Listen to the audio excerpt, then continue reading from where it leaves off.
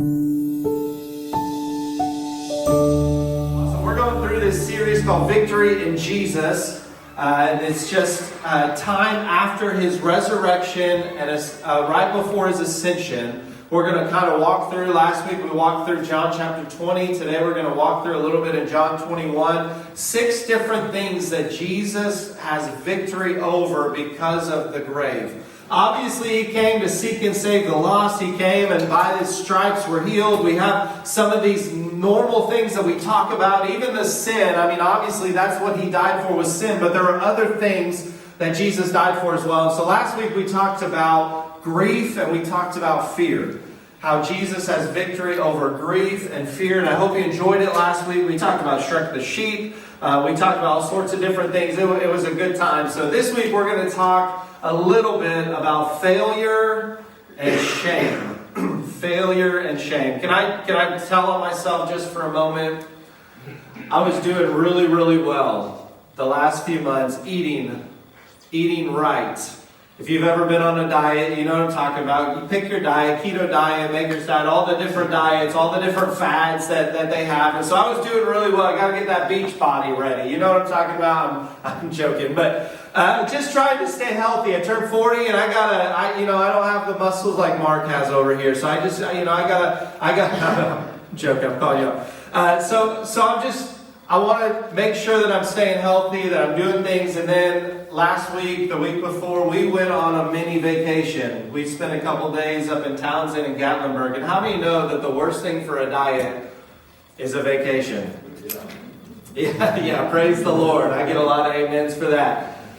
And then you go on vacation, you're like, we're on vacation, so guess what we have to do every night is eat ice cream, because that's just a vacation thing. My family, we're ice cream people. Anybody else ice cream people in the room? Yeah, I'm not super picky about it either. I just like ice cream.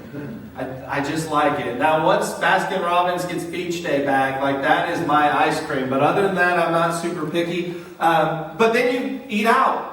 And you go to these different places and you're like, should I get the broccoli or should I get the side of fries? We're on vacation. We're getting the fries, right?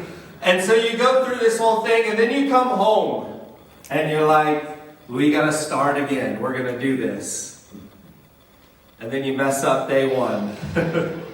And you're like, well, I've already messed up, so I might as well just finish the day right. Anybody ever done that before? First thing in the morning, you eat a healthy breakfast. We're going to do this right. By lunchtime, you're like, I'm starving. I don't know what's happened to me, but I just can't survive unless I eat something deep fried right now. And so the rest of the day is just shot, and so you're like, okay, tomorrow's going to be a better day. How many in the room, don't leave me hanging, how many have been there before? Tomorrow's a better day.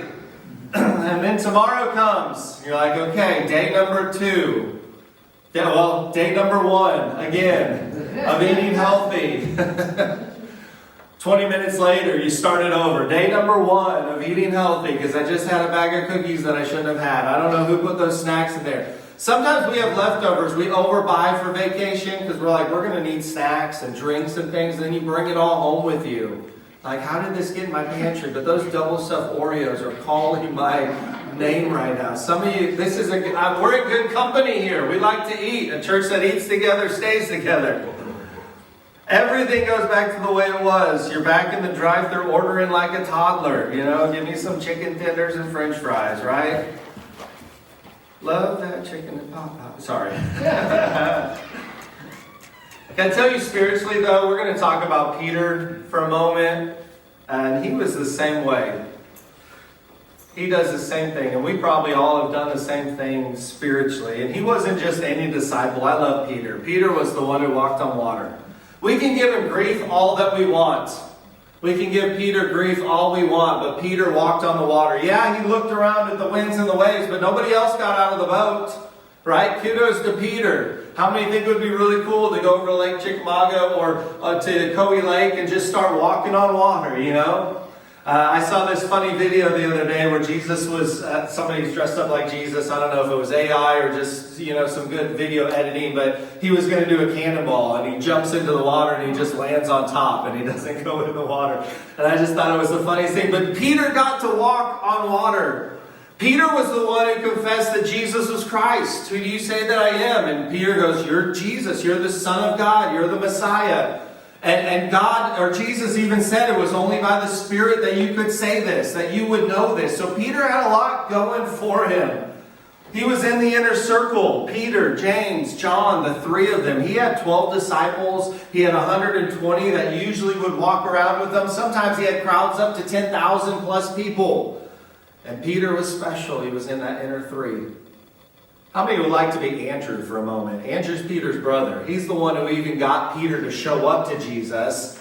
And yet he's not in the inner three, right? I love Andrew though, because he doesn't care. He never talks about it. But there are people that are like, man, Peter's Peter though. He was so great. He was doing so well, living 3.5 years on this diet, right? And then he falls off the bandwagon. Jesus gets arrested.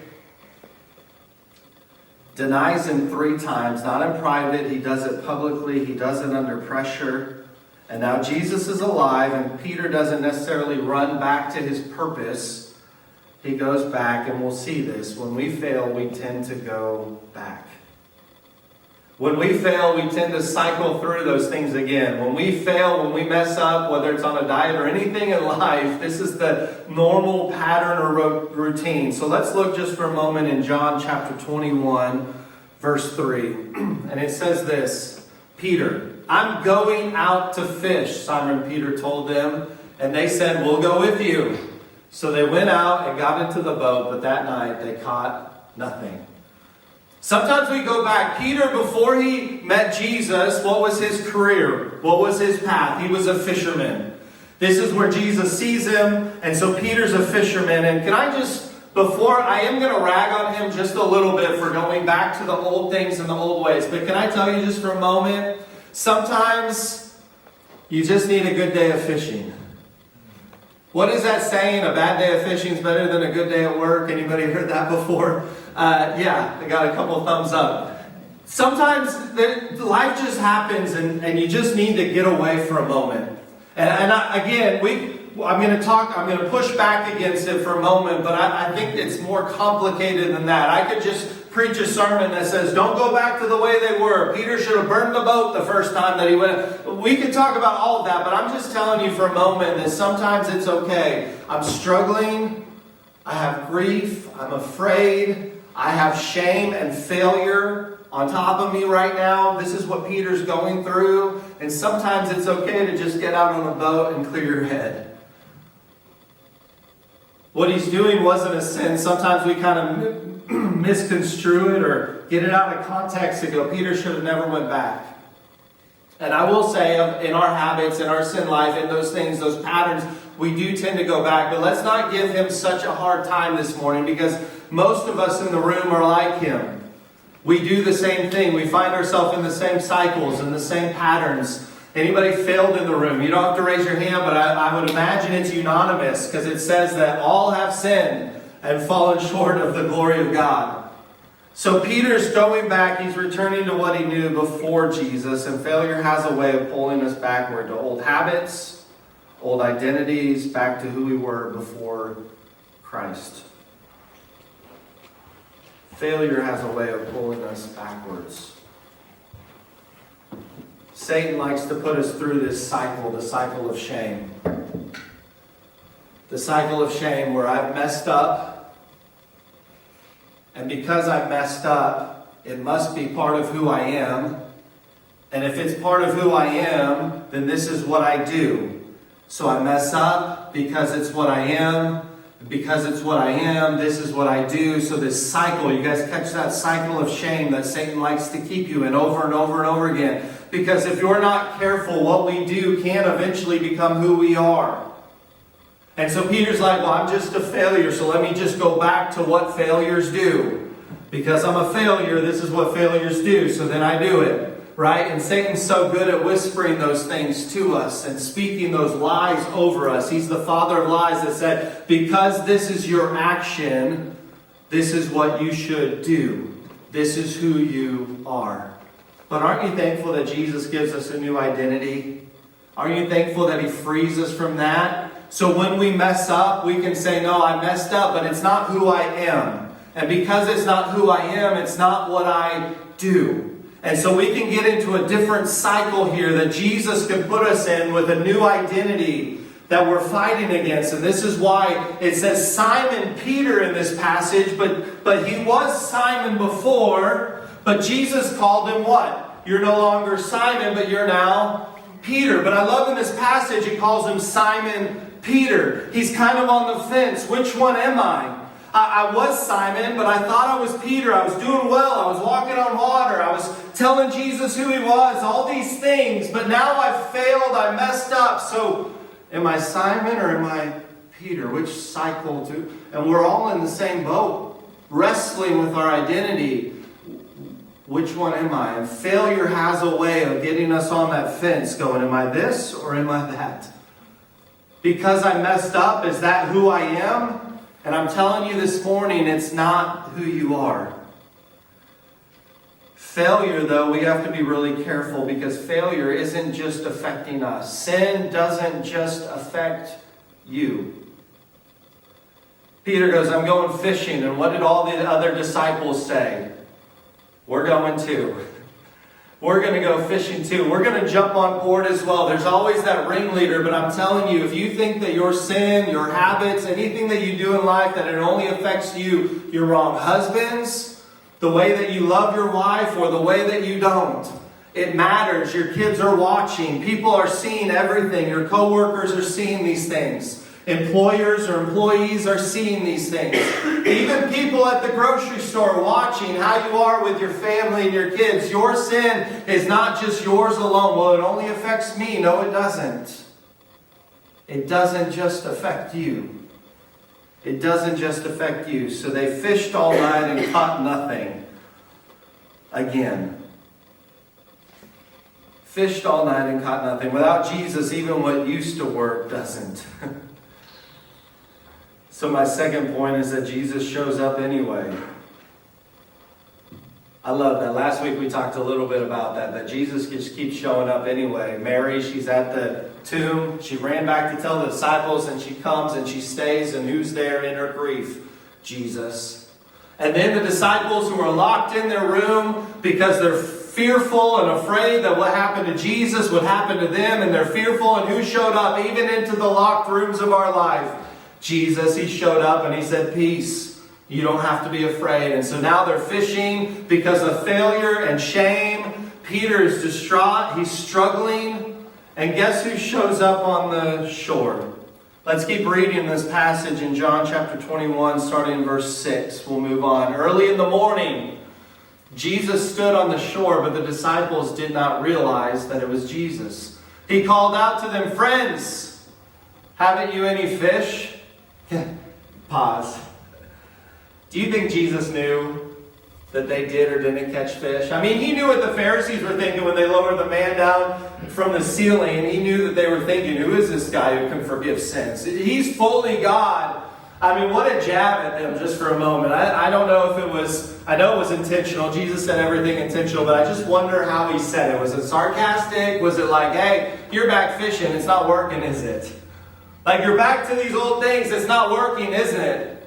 Some of us need to come to our senses like the prodigal, go, this isn't working. This isn't helping me with my fear. This isn't helping me with my grief. These things aren't helping me with my shame. These things aren't helping me with my failure. And so Jesus just kind of jabs at him a little bit. Catch anything? No. They answered. Let's go to the next screen. It says this. He said, throw your net to the right side of the boat and you will find some fish. When they did, they were unable to haul the net in because of the large number of fish. I love that Jesus just keeps showing up. Not when Peter's preaching, not when Peter's strong. He shows up when he's back in his old life. He shows up when he's at his worst. Did you realize that Jesus loved you while you were still in your sin?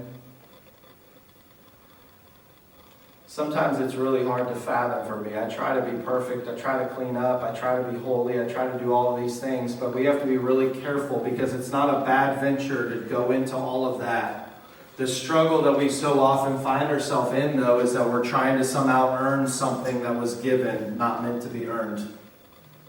We try to earn something that was a gift. And we have to be really careful that we're not working hard in and of ourselves just for these things. And so this parallels here, and I believe John's doing it on purpose, with Peter's first calling that we'll read about in Luke chapter 5. Luke chapter 5 is the first time that Jesus called Peter, and they're in the same scenario. Jesus is on the boat, or Peter's on the boat. They're trying to catch fish. Jesus showed up both times. If you see the parallels in Luke 5 and John 21, Jesus in both times asked them, "Have you caught anything?" And what was their response both times? No, we fished all night and caught nothing. And then Jesus makes the response again in both times. Throw out your nets anyway. Throw it out again. Put it out again. And both times they caught so much. The first time their nets began to break. The second time they didn't. And we'll read that here in just a moment. But it's paralleling with Peter's calling. His initial calling. And I believe that it's intentional. Because Jesus doesn't just forgive. He rebuilds. Can I tell you that for a moment? He doesn't just say, "Okay, you're forgiven, now go live your life." No. You're forgiven. Now I'm going to build you up into what I want you to be. I'm going to take you to that next level. I'm going to build you up into something that's going to be worth something. And so in Luke chapter 5, and I think it's interesting that the nets broke the first time, but they didn't break the second time. Because the first time when Peter's called, it's new. It's fragile. Everything's kind of at the beginning of this. But in John chapter 21, Peter's about to be commissioned. And in my opinion, and I can't prove it in Scripture anywhere, but I believe that what once overwhelmed you in life doesn't anymore. What used to be a heavy load of fish the first time that would break the nets, they've learned from the past, and now it's overwhelmed us. So often, I think in life, and we have to be careful of this, that we pray for lesser loads. God, life is hard, it's tough, we can all agree with that. But God, how often have we prayed, "God, would you just take this away from me? God, would you just remove this off of me? God, would you just free me?" Like we want this genie in a bottle, Jesus. And that's not what He is. What God is trying to get us to is that we have a stronger back. Don't pray for a lighter load. Pray for a stronger back. God, I want more responsibility.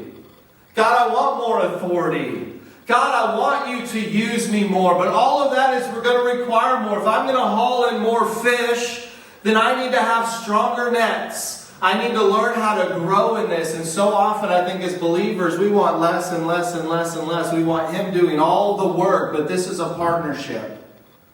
And so I want to grow, I want to learn. In Luke chapter 5, it was kind of the beginning of the gospel, and there might have been limited capacity, you might say, because Jesus hadn't died and resurrected again. But here in John 21, now that He has, it's like the church is going to grow and the nets are going to hold, because He promises, and His desire and His will is that all should come to Christ, right? The Great Commission, go into all the world and preach the gospel. I want heaven to be full. I want the marriage supper of the Lamb to be full. I want every seat at the table filled with somebody. That's why He said, go to the highways and the byways and compel them to come in, because I want my house to be full. And so it's just interesting to me that the nets broke the first time, but the second time, they said there were 153 large fish that they were bringing in. And that's what Jesus wants to get us to. Point number 3, just as we're moving on, Jesus restores personally, not publicly. Jesus restores personally, not publicly. Sometimes it's nice to have a public recognition, isn't it? To be at the awards ceremony, the Grammys, the Emmys, or whatever it might be at our scale, at the Kiwanis Club or something like that, where we get the award for Best Children's Pastor, or we get the award for, whatever it might be in our life. It's nice to get publicly appreciated, but Jesus is a personal, intimate God. And sometimes with public things, we have to be careful. You remember the first king of Israel, his name was Saul. Saul made a few mistakes. He started really, really well, but after a while he stopped fearing God and he started fearing men. And so he made the mistake of first sacrificing before Samuel showed up when he was told to wait 7 days. And then he didn't kill all the livestock and he left the king. His name was King Agag. He left him alive. And he was supposed to kill all of them. And so Samuel shows up and he says, "What have you done? The kingdom's going to be torn from you and given to a neighbor, given to somebody else." And Saul's response in that moment is very telling. He said, "Lord, I'm sorry, I messed up, I've sinned." Then he looks at Samuel and he goes, "Could you come with me? And can you show all the men here that God, because of you, that God is still with me? Can we make a public statement here that I'm still the king, that I still have the anointing?" And Samuel's like, "Absolutely not. That's not what we're going to do. This isn't about that." Saul was so worried about how he looked and how he was perceived publicly in front of people. Contrast that with David's response when he sinned in Psalm 51. He says, "Against you and you alone, Lord, have I sinned." He's not concerned about his kingdom in that moment. He's just, the only thing that he says, the only thing he doesn't want taken away from him is the Holy Spirit. This should be the way that we live. And this is why Jesus restores him personally, not publicly. John chapter 21, verse 15. It says this: "When they had finished eating, Jesus said to Simon Peter, 'Simon, son of John, do you love me more than these?' 'Yes, Lord,' he said, 'you know that I love you.' Again, Jesus said, 'Simon, son of John, do you love me?' He answered, 'Yes, Lord, you know that I love you.'" Let's move on to the next screen. Jesus said, "Take care of my sheep." The third time he said to him, "Simon, son of John, do you love me?" Peter was hurt because Jesus asked him the third time, "Do you love me?" He said, "Lord, you know all things. You know that I love you." Jesus said, "Feed my sheep." 3 times. 3 times because Peter denied him 3 times, but I think there's something much deeper here too. And this isn't punishment.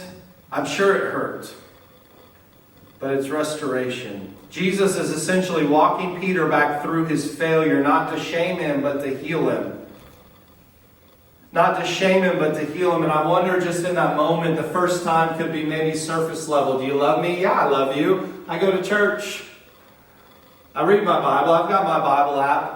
I got my plan. I check off the boxes every day. Yes, I love you." And then Jesus asked him a second time, and I'm sure that it wasn't just the third time that it hurt. I'm sure even the second time there was a little like sting. Have you ever had somebody tell you the truth, but you didn't really want to hear it in that moment? Have we been there before? Like, you're not wrong, but I really didn't want to hear it. I especially didn't want to hear it from you. And so we've all been there. Jesus asked him a second time, "Do you love me?" "Yes, I love you." And then he asked him a third time, because I believe his words cut the throat all the way between bone and marrow. His word is alive and sharper than any two-edged sword. And I believe that Jesus is asking Peter, "Do you really love me?" There's different words in the Hebrew language for love. Some of them are casual, some of them are romantic, some of them are deep brotherly loves. That's where we get our term Philadelphia from, city of brotherly love. I don't know if it is or not. You hear the stories and read the news reports, but there's a bunch of different words for love. And I think in this moment, Jesus is asking Peter so deeply, so expressly, I'm not asking, "Do you like me? Do you tolerate me?" I'm not even asking you surface level, "Do you love me?" I want to know, do you really love me? Because you were ashamed of me for 3 times in front of people. And Jesus even says, "If you're ashamed of me before men, I'll be ashamed of you before my Father." Do you really love me? Like the love that says, "I want to spend every waking moment with you." I remember dating my wife. I remember having the late night conversations when we both had to still get up early the next day for work, and it didn't matter because we just wanted to talk. We just wanted to communicate. We just wanted to be with each other. And even throughout the day, we would send text messages when we couldn't talk because I just want to hear your voice. I want to see the text. I want to know. And this is the kind of love that says, I want to fall asleep. I want to fall asleep on the phone with you because I just want to spend every waking moment with you. Eventually, it led to me getting down on a knee and proposing to my wife because I want to spend the rest of my life with you. I'm not ashamed of you. I'll take you anywhere. Like my wife is the love. She's the love of my life. And I'm not ashamed of her. I'll bring her anywhere. And I would choose her over any of you. And I like you guys a lot. But I would pick her. I chose her. Can you imagine the scenario though? You get down on a knee, guys, and you're proposing to your wife and will you marry me? And she says, yes, yes, yes, absolutely. 1,000 times yes. You had me at hello and all the other, fun movie trivia things. Yes, I'll marry you.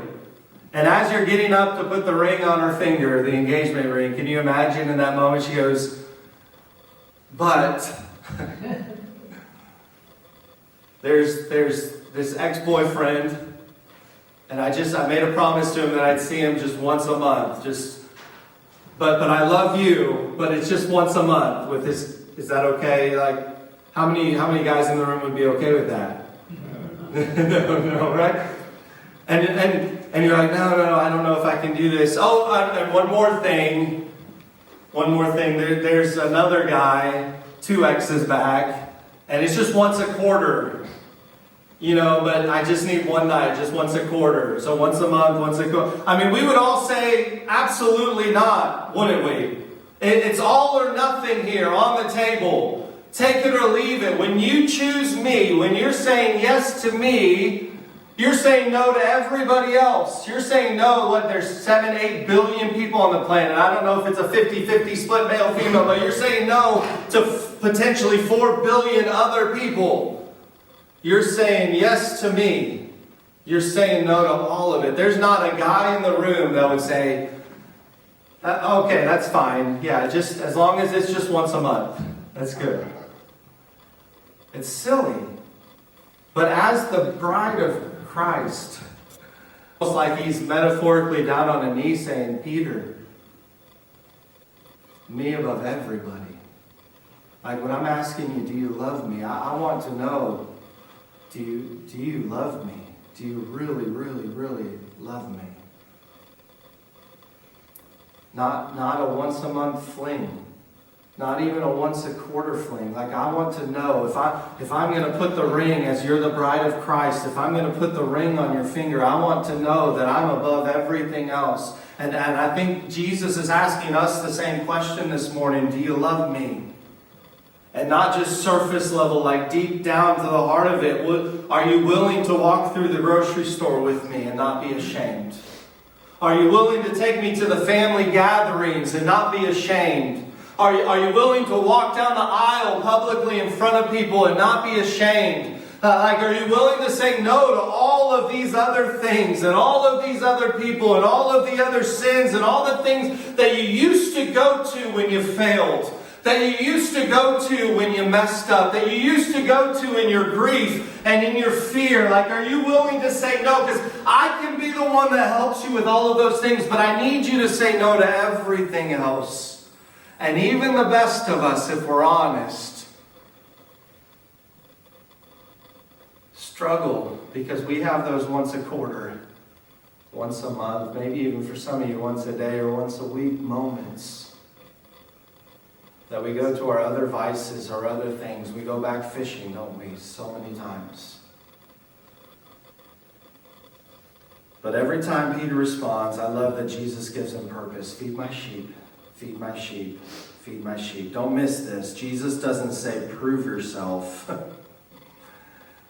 At the very end, that we'll see in the next passage, he actually says, follow me. Which is this very same thing that he told him in Luke chapter 5.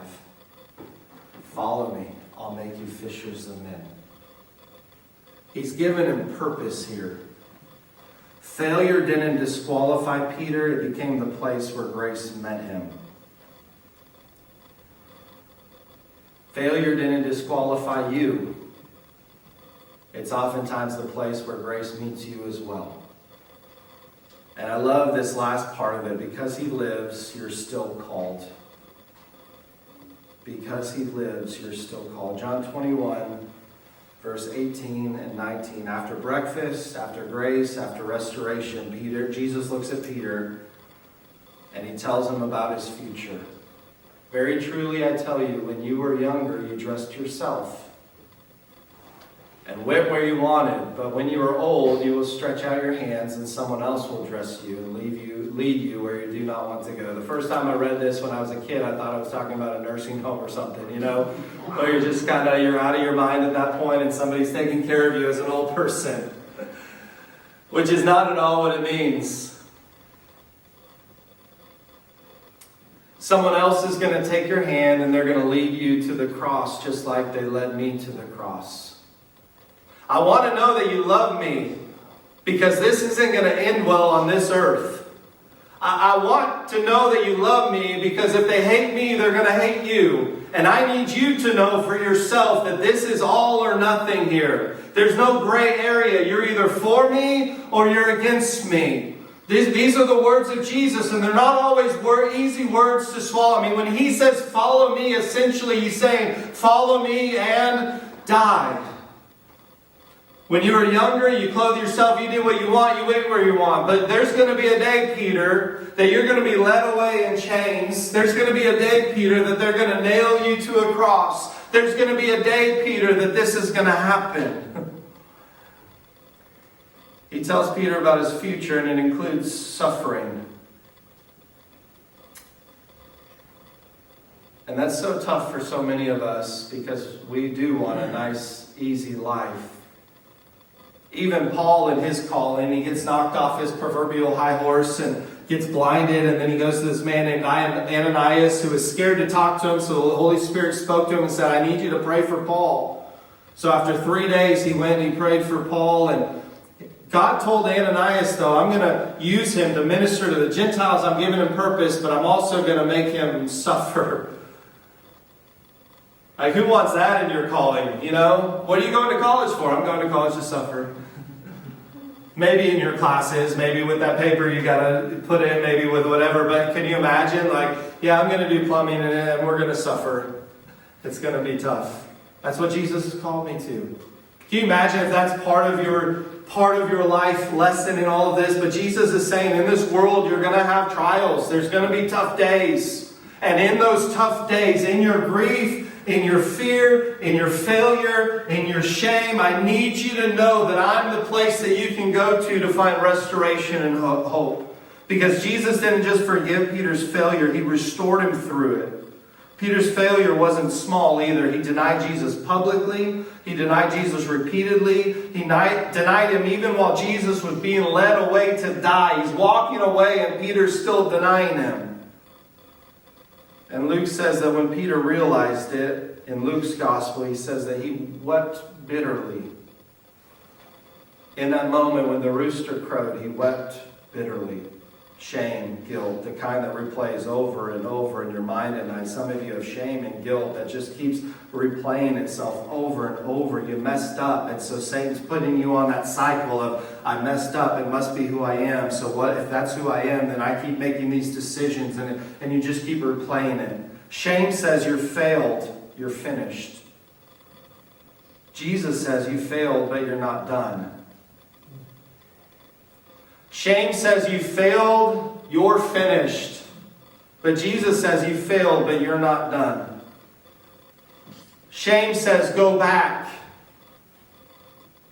But Jesus says follow me. Shame says keep going back to those things. But Jesus said no, I'm calling you out of that because I've got purpose. Even though you messed up, I still have a plan and a purpose for your life. Not earn your way back. It's not going to be easy, but I will be here with you through it all. And I love because Jesus lives, failure is not final. Shame doesn't have to be your identity, and your story is not over. Because Jesus lives, failure is not final. Shame is not your identity, and your story is not over. Some of us in the room might feel stuck in sin and shame and guilt. Maybe you're not even stuck in sin. Can I be honest? Like maybe it's been a really, really long time since you've had a major mess up in your life. Some of us just get stuck in the shame of it. You feel so bad that you did it and you can't get that out of your mind. You keep replaying it over and over. It's not that you're continuing in sin, but you're living under the weight of shame and guilt. God's already forgiven you, but you can't seem to forgive yourself. And so we just keep going back. Not because we want to, but because we think it's who we are now, and it's the only thing that maybe we're good for. Can I tell you, I remember having this conversation with a young lady. As a youth pastor, I had to deal with some pretty tough things. These kids grow up in this world, and it's a messy world. And I remember having this conversation with this young lady. She had messed up. She had done some things that she shouldn't have with some guys. And I asked her, I said, why are you feeling the need to just keep doing this? She said, the first time I messed up, I felt so bad. I felt so much shame. And it made me think that it was the only thing that I'm good for anymore. And if it's the only thing I'm good for, then it's the only thing that I should be doing. It's the only thing that gets a response from people. And it's the only way that I can find affection from somebody. It's the only way. And so it just keeps cycling through these things because I felt so much shame the first time. And instead of taking it to Jesus, she listened to the lie of the enemy, of the devil, who's so good at it, who says, this must be all you're good for now because you're used goods. And it breaks my heart how many believers, maybe not in something that deep of sin, but we still have our shame and our guilt and our struggles that we deal with. And it breaks my heart that there's so many believers that just keep walking under the weight of that shame. When we're called to freedom in Jesus, whom the Son sets free is free indeed, no longer bound. Can I tell you that He didn't just go to the cross to forgive your sins? He went to free you from shame and guilt. And you don't have to keep carrying what He already covered.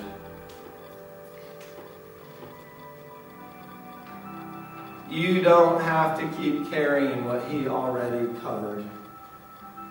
Bow your heads with me just for a moment this morning.